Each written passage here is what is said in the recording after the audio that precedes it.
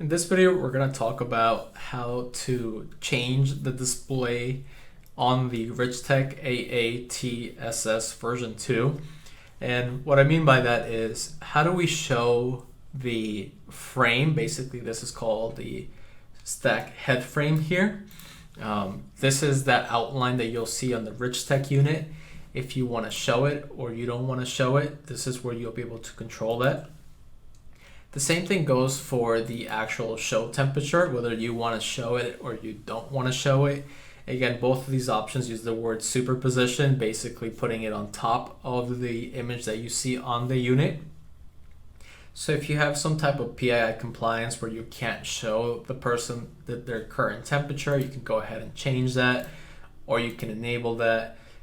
If you see people are having a hard time with the outline, you can disable this, although I do not recommend disabling the outline. This is because, like I mentioned, it gives that depth perception. It allows people to align themselves quickly to the actual outline on the unit.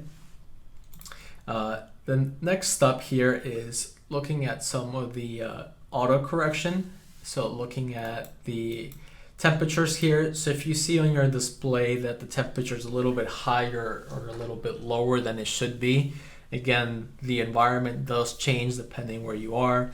You may need to just adjust it. In this case, perhaps increase it by 1 degree if your readings are too low.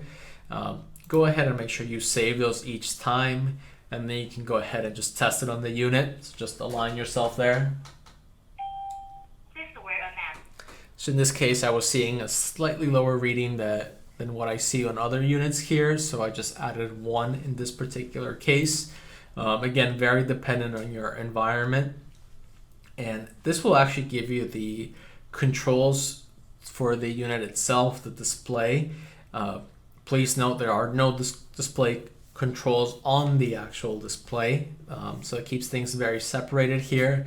The unit is plug and play, so if you plug it in, you're ready to go in that point. If you want to do this advanced configuration, you'll have to log in through your browser.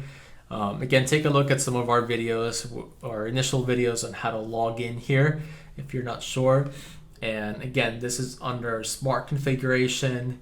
This is the temperature monitoring setting, and this is where you control how your display looks and what information you display there.